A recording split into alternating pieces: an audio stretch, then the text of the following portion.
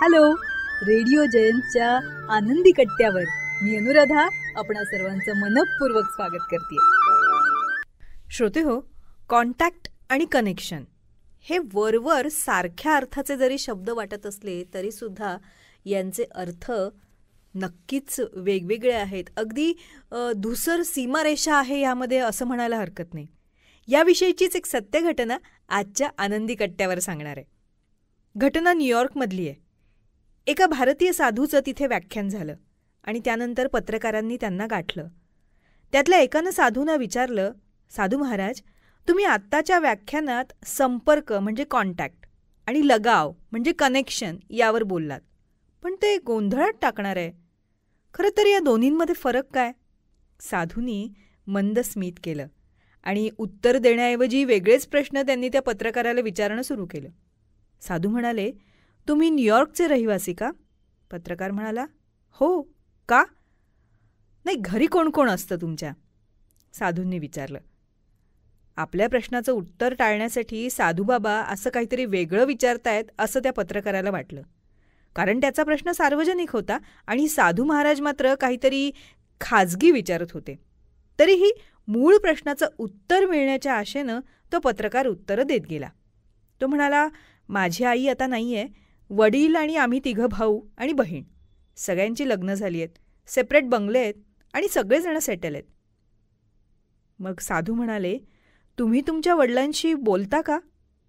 आता मात्र त्या पत्रकाराला थोडासा राग यायला लागला. यावर साधूंनी आणखी विचारलं, तुमच्या वडिलांशी शेवटचं तुम्ही कधी बोललात, काय आठवतंय? पत्रकार राग आवरत म्हणाला, बहुतेक 1 महिना झाला असावा. मग साधू महाराज म्हणाले, तुमच्या बहीण भावांच्या नेहमी भेटीगाठी होतात का? एक कुटुंबीय म्हणून शेवटचं तुम्ही एकत्र कधी भेटलात? आता पत्रकाराच्या कपाळावर घाम यायला लागला. मुलाखत कोण कोणाची घेतंय असा प्रश्न त्याच्या मनात आला. तरीही त्यानं उत्तर दिलं, गेल्या वर्षीच्या ख्रिसमसमध्ये आम्ही भेटलो होतो. मग साधू म्हणाले, त्यावेळी किती दिवस एकत्र होतात? पत्रकार थोडासा हळवा होत म्हणाला, 3 दिवस होतो.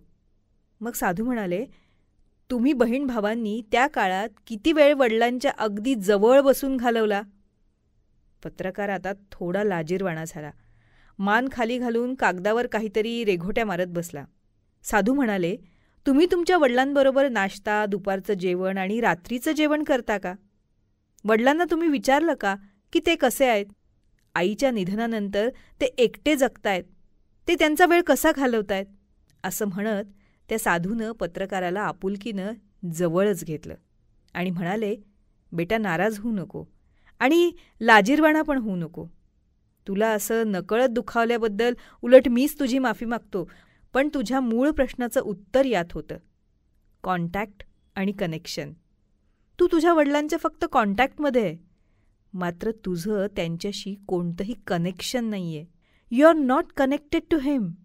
आणि वडील संपर्कात असणं वेगळं आणि त्यांच्याशी लगाव असणं वेगळं. कारण कनेक्शन नेहमी हे आत्म्याचं आत्म्याशी होत असतं.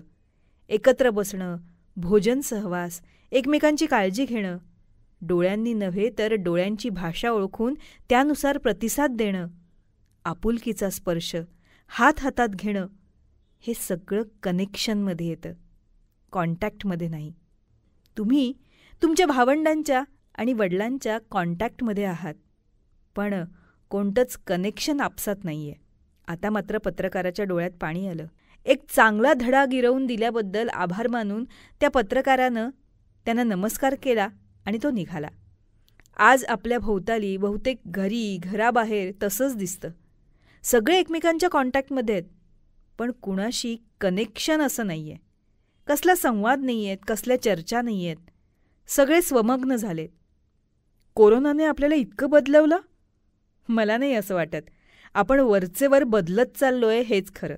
आणि जर अवघ्या 9 महिन्यात त्या कोरोनानं आपल्याला बदलवलं असेल, तर मग इतक्या वर्षाचे आपले संस्कार, आईवडील, गुरुजींनी शिकवलेलं ते सगळं कुठे गेलं?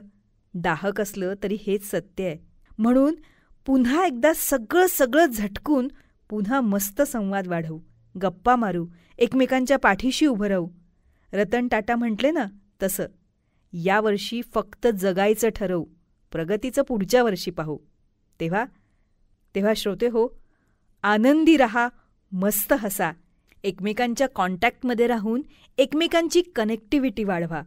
आणि आता सगळ्यात शेवटी सांगते, या घटनेतले साधू म्हणजे दुसरे तिसरे कोणी नसून ते होते आपले स्वामी विवेकानंद. तर श्रोते हो, हा होता आजचा आनंदी कट्टाचा एपिसोड. तुम्हाला कसा वाटला हे आम्हाला जरूर कळवा. त्यासाठी कमेंट बॉक्समध्ये तुमची कमेंट नक्की लिहा. त्याचबरोबर रेडिओ जयंत शेअर करा, सबस्क्राईब करा आणि हो, नोटिफिकेशनसाठी बेल आयकॉनवर नक्की क्लिक करा. पुन्हा भेटूया पुढच्या भागात. तोपर्यंत नमस्कार.